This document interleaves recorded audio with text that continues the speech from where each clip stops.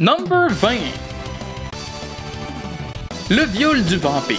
On va commencer avec une des choses que je déteste le plus dans un film. La prétention. Je suis un gars qui déteste les films artsy, même quand ces films-là restent bons. Les pires, c'est ceux qui sont artsy juste pour être artsy. Faut savoir faire la différence. Je vais en discuter dans une prochaine vidéo sur ce pet peeve que j'ai, mais disons que ce film-là est le plus grand offenseur dans le style artsy juste pour être artsy. On essaie ici de faire un film de vampire raconté par un narrateur invisible qui aime beaucoup trop la poésie. Morte. Toute morte. Comme Brigitte. Comme moi. Poison dans les bocaux de sang. Morte, la reine. Je l'ai vue se traîner sur le sol. Toutes mortes, tous morts. En essayant d'être original, le film fait absolument aucun sens et s'en mêle dans un scénario compliqué pour rien qui se perd lui-même dans sa propre mythos. C'est comme si Anne Rice et Godard essayaient de faire un film ensemble. Les deux styles fonctionnent juste pas, pis c'est sans compter le fait que c'est complètement indépendant, donc rempli d'erreurs de toutes sortes, très français pis pas dans le bon sens, et surtout extrêmement prétentieux. Suis le petit enfant qui est allé ramasser votre écharpe dans la mer. Le presbytère n'a rien perdu de son charme, ni le jardin de son éclat. Number 19. The Ouija Experiment 2, Theater of Death. Celui-là, j'en parlerai pas beaucoup parce que je vais en parler en très grand détail dans mon top 20 des pires films de 2015. Parce que oui, c'est un film de 2015, sorti en février et déjà si bas dans mon estime. Ça vous donne une idée. Number 18. Three Ninjas High Noon at Mega Mountain. Je vais l'avouer, j'adore les trois premiers films des Trois Ninjas. Non ironiquement. Je les écoute puis je les réécoute encore aujourd'hui. Souvent avec un peu beaucoup de riffing, mais ça m'empêche pas de les adorer quand même. Le quatrième par exemple... Le pire c'est que je l'ai vu pour la première fois en français. Je suis habitué que la voix de grand-père soit... Que l'amour et la vérité ne fassent qu'un. Là où une simple corde cédera. Puis dans ce film-là, c'est... Quand la tête d'un ninja est gonflée d'orgueil, il devient lui-même son pire ennemi.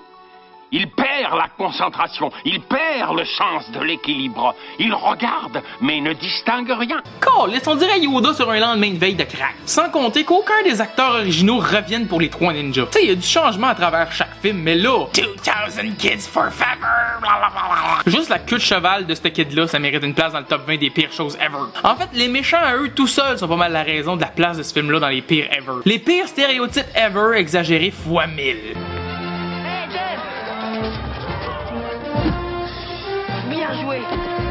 Number 17.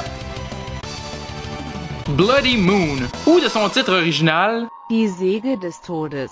Littéralement traduit The Saw of Death. Oui, c'est la voix de Google Translate parce qu'il est fucking top, ça me tente pas de prononcer de l'allemand. C'est bizarre parce que c'est probablement le seul film qui est une collaboration de l'Allemagne et de l'Espagne. Puis c'est un slasher cliché avec les pires fucking détails. Que ce soit la nudité absolument fucking gratuite, le tueur le moins subtil du monde entier, le même fait que ce meurtrier s'est fait pogner puis se fait libérer un mois plus tard sans aucune raison valable. Oh puis regardez bien cette death scene là.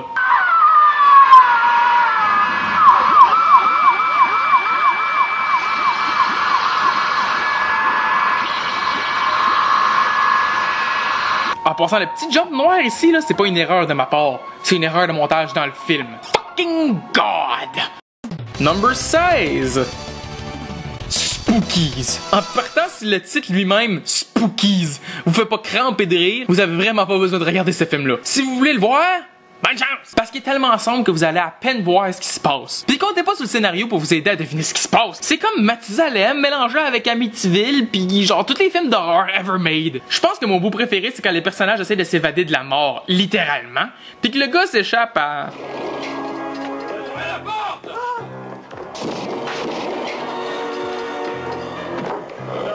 C'est sûr que côté variété, tu peux pas être déçu. Vampires, zombies, femmes araignées, la mort, fantôme, la créature du Black Lagoon, je sais pas. Sauf que dans toutes ces choses-là, il y a jamais rien qui fait du sens, pis ça se prend très au sérieux. Si vous êtes capable de trouver une copie avec un meilleur éclairage, c'est pissant à regarder.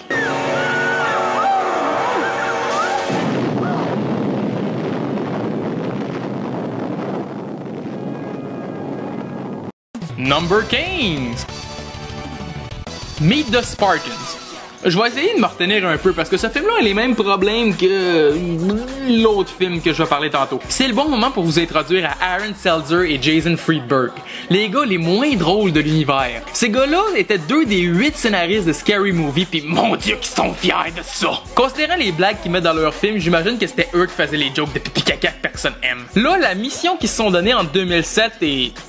toujours, c'est de parodier tout et n'importe quoi. Même si ça n'a aucun rapport, il faut le parodier. Meet the Spartans parodie 300 plus que d'autres choses, mais croyez-moi, il parodie n'importe quoi. Puis par parodier, je veux dire l'inclure dans le film, puis I guess que c'est drôle que c'est là, puis c'est tout. C'est pas le pire qu'ils ont fait, mais c'est clairement pas loin. What you laughing at, ass white? I'm about to shove my happy foot up your ass, cracker. Nice penguin. Where you going, pussy? Number 14! Puma Man. Hostie que vous m'avez bien entendu. Toss-toi Fantastic Four, toss-toi Daredevil, toss-toi Spider-Man 3, m'a te montrer c'est quoi le vrai pire film de super-héros. Puma Man est en fait un jeune qui hérite des pouvoirs de son père. Ses pouvoirs incluent voler, se téléporter, puis c'est pas mal ça. En quoi ça a rapport aux pumas? Ben ses pouvoirs viennent d'un médaillon aztèque. So I guess que les pumas c'est important, genre. Le pire c'est le fait que son costume sert absolument à rien vu qu'il y a pas de masque. Tout le monde sait t'es qui, bro. Puis encore, même quand ils savent pas, checker leur réaction quand ils l'apprennent. Hi. Where did you come from?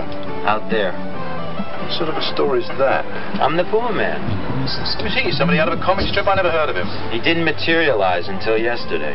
Well, are you getting anything out of it?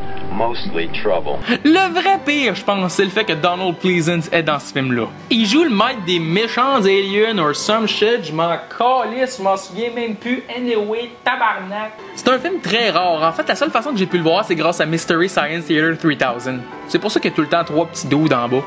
En fait, la plupart des prochains films que vous allez voir viennent de ça. Ça rend le film pas mal plus regardable, mais ça reste une des pires choses au monde.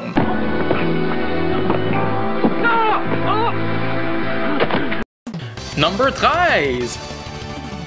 Manos, The Hands of Fate. Pour les connaisseurs, c'est même pas étonnant que vous trouviez ça ici. Au même titre que The Room, c'est un film tellement mauvais que c'est devenu un culte. Les gens payent encore aujourd'hui pour voir ce film-là. Le pire aspect, c'est que ça a été tourné avec une caméra qui filmait seulement 32 secondes à la fois, sans le son. Fait qu'ils ont été obligés de tout redoubler avec du monde qui était pas les acteurs. L'actrice principale a pleuré quand elle a entendu sa voix pour la première fois. Je sais, c'est genre Singing in the Rain à l'envers. En plus que tout le monde était sur le LSD, fait que le film fait aucun crise de sens, puis le jeu d'acteur est juste... délicieux. I want you. Stop that talk this instant, you hear? He wants you, but he can't have you.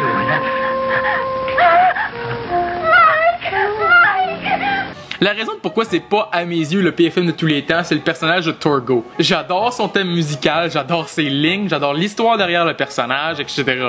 Ce film-là mérite son propre vidéo à lui tout seul, je vais sûrement le revisiter un jour. À la limite, regardez Hotel Torgo, le documentaire, puis vous allez avoir votre quota. The master would not approve. Oh, what does the master approve? The door's over that way, Torgo, if you're... I'm losing it. Left. Oh, there I go. I'm going left. Help. Oh. It's like having Joe Cocker as your bellhop. Number 12. Teenage Strangler.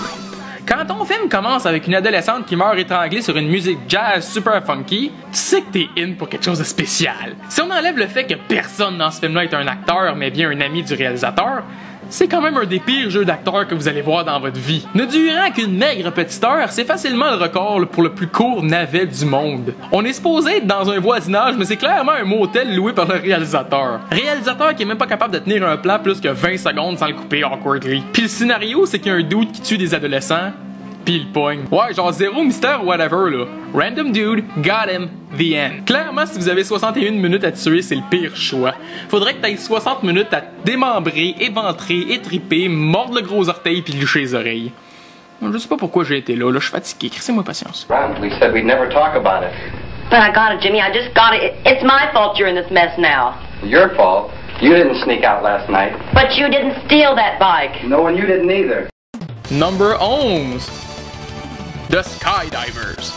Coleman Francis est un des pires réalisateurs de tous les temps, mais je considère ses films plus plates que mauvais. Skydivers est probablement le pire parce que c'est le plus plat de la gang. Il y a absolument aucune histoire, c'est juste la vie normale de quelques dudes qui vont faire du parachute de temps en temps. Je veux dire, il y a une histoire de revanche là-dedans quelque part, mais il y a pas d'action, tout se développe par le dialogue, puis je mets ça dans les plus grosses quotes du monde entier. C'est pas des farces, ces personnages-là boivent plus de café qu'un cégepien narcoleptique en dernière session qui a jamais étudié de sa vie. Contrairement aux autres films sur ma liste, c'est pas son ridicule qui lui permet de se tailler une place dans mon top, mais bien son manque de quoi que ce soit, n'importe quoi. Mettez un singe qui danse dans le coin au moins. Tiens, pas mal moins pire. Number 10. The Oogie Loves. Je suis un grand défenseur du film pour enfants. Dans le sens où c'est pas parce que c'est pour enfants que ça a le droit d'être stupide. Avec la cinquantaine de bons films pour enfants qu'on peut trouver sur le marché, ça m'étonne qu'on défende encore ceux qui sont tout simplement abrutisants. Oogie Loves est l'équivalent film des Teletubbies, mais plus cave et répétitif encore. Ça résume pas mal à quel point c'est pénible. Ah, si vous pensez que c'est basé sur une série télé en passant, ok, non! J'imagine que c'était supposé partir une franchise, mais tu sais, pire box-office de tous les temps. Puis j'exagère pas, là. C'est vraiment le film qui a fait le moins d'argent ever. C'est un film tellement cave que même complètement high, tu pourrais pas en rire. Je parle pas par expérience, là, mais bien de la vidéo de Brad Jones. Je prends pas du lopote, moi, là. Do you like bubbles? Number 9. Boarding House. C'est bien simple, c'est le seul et unique film tourné sur une caméra VHS à être sorti au cinéma. Ça reste quand même un film sensible qui sait que la violence est pas pour tout le monde. Fait que le film commence de même. Mesdames et messieurs, afin de protéger les distributeurs et les producteurs de ce film contre d'éventuelles poursuites, nous recommandons vivement aux spectateurs émotifs de se couvrir les yeux et les oreilles lorsqu'apparaîtra cet objet sur l'écran. Ou lorsque vous entendrez ce son. Merci. Pis je vous niaise pas, c'est vrai, c'est ça qu'ils font. Ils utilisent le bruit à des endroits qui ont même pas de sens anyway, genre quand il y a un détail important pour l'histoire. Anyway, c'est pas comme si ça arrivait souvent. Parce que je suis pas mal sûr que le but de ce film-là était en fait de voir si le gars pouvait filmer ses amis tout nus pour aucune raison. C'est vraiment comme un film de Bleu Nuit maison avec une petite intrigue à la Sorority House Massacre. Genre Halloween réalisé par Tinto Brass.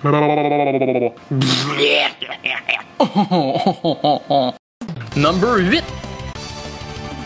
Jaws 3D. Il y en a qui vont m'obstiner pour dire que Jaws 4 est pire, mais esti, Jaws 4 a pas ça.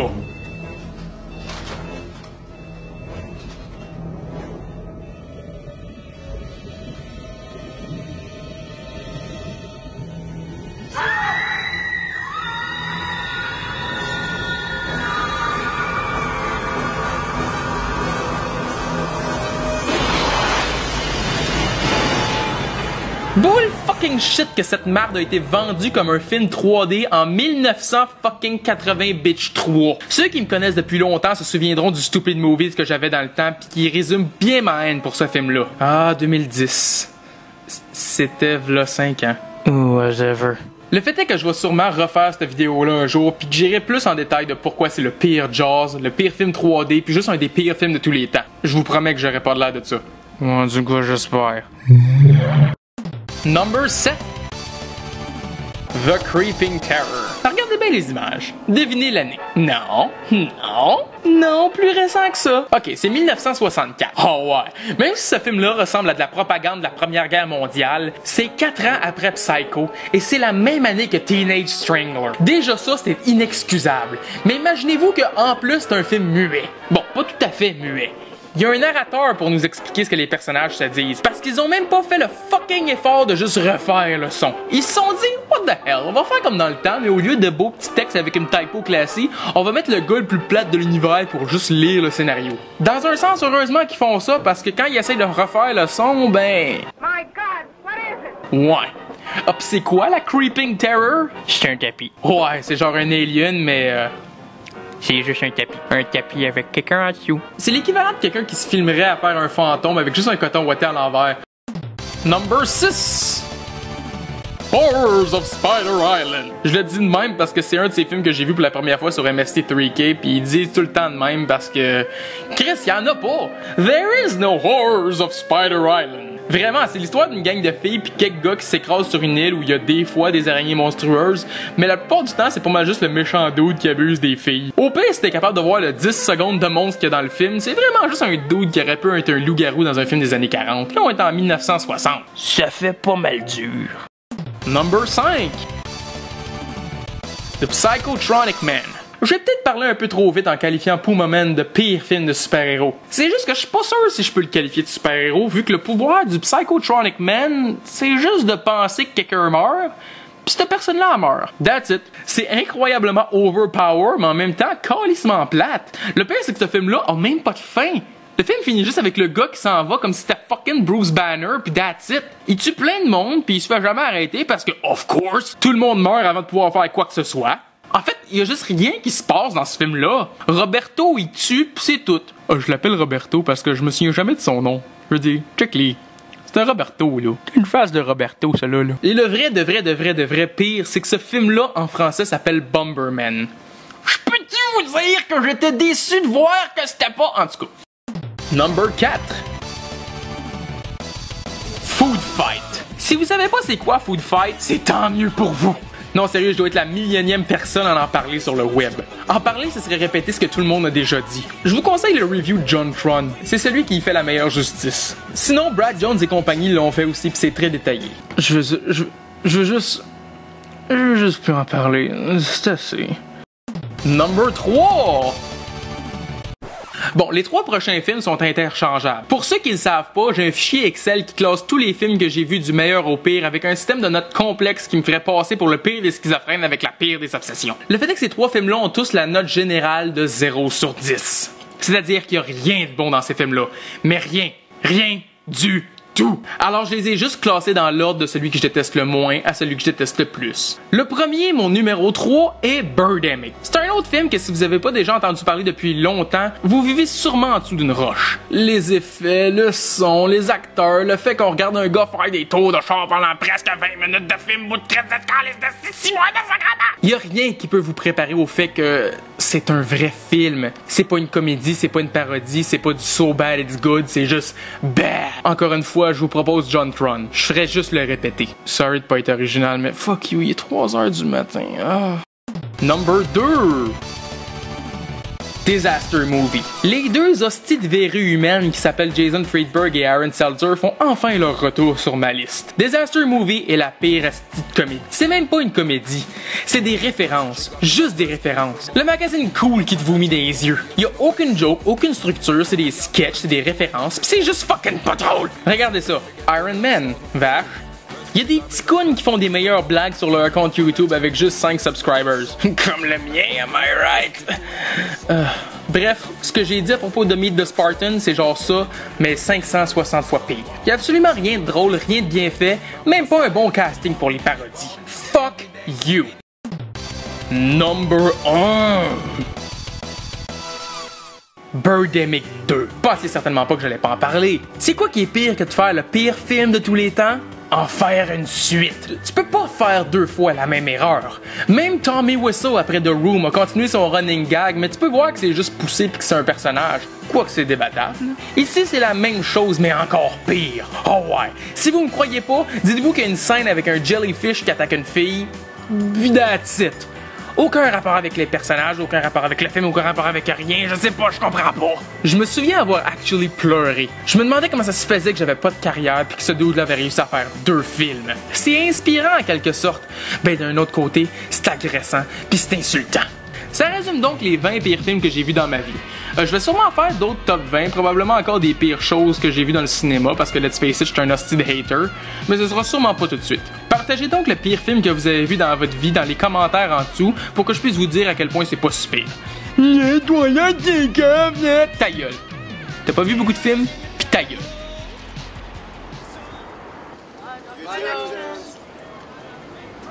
No!